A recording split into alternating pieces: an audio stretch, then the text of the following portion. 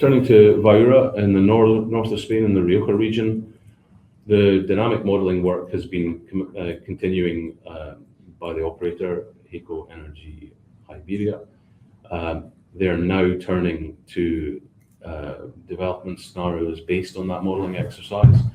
The next phase of investment is going to focus on solutions to water handling and drilling the 3A and 3B wells.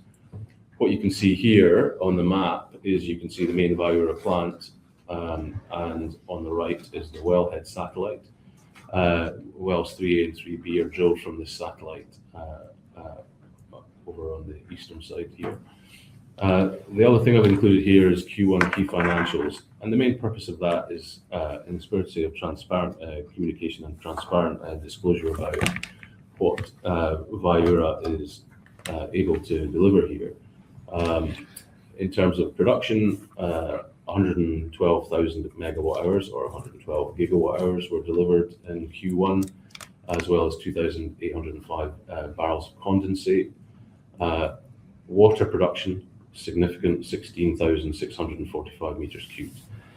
As people who followed the story understand, water production is an issue. It needs to be addressed and disposed of carefully, and it has a cost attached to that, which affects your OPEX. Revenue for the quarter before the onset of higher gas prices triggered by the Middle East conflict was 3.3 million euros. Cash OPEX all in was 2.82, of which water handling was just under €1 million, 0.94 million euros. So you can see here that water and its handling and its disposal is a significant cost. And that's why the next phase of investment will include some form of solution to manage the water on site on a more cost-effective basis. In terms of the investment case, very much like Selva, very much like Romeral, the opportunities to convert new wells into production and cash flow immediately through existing infrastructure. And at Viura, we benefit from very significant historical investment. A quick summary of Prospex ownership structure. This is going to be available on the website, and it's available for reference after. I'm not going to read every word on this slide because I'm conscious of time. This is presented here really to provide people with an understanding of our ownership structure. At what point do we shift from a 15% participation to 7.5% participation, and when we are likely to receive cash flow from the asset. The key points I would like to make is that during the investment phase, the B shareholders, as you can see here, which own 50% of HEYCO Energy Iberia, which owns 96.5% approximately of the Viura field, are the effective investment group, and therefore Prospex has the right but not the obligation to invest 15% of any cash call into the Viura field. If we choose not to invest, then we will be diluted down from that 15% in the B shares.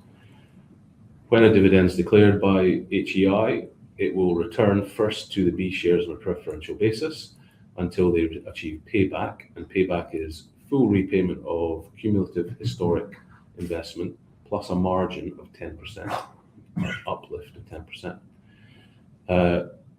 After that payback point, which I've defined in the slide as B share payback, the A shares re-participate in the field, and then dividends go to all shareholders, at which point Prospex share of those dividends will go down to 7.5%, which is the share we own in HEI as a whole. And in the future, if there was a further investment phase later, post-dividend declaration, then the investment process would reinstigate, and Prospex again would have the right, but not the obligation, to invest at 15%. I'm planning on an explainer video that goes a bit more deep into this. It will come out after the AGM, but this will be available for reference, and I'm going to move on. So in terms of full potential at Viura, on the left, we've got the historic costs.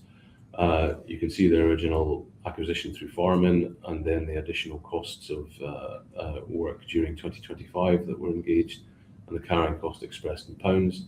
That's shown on the right-hand slide here. And then the NPV, so the net present value of the different wells and the action to take care of water, are shown on the right-hand side.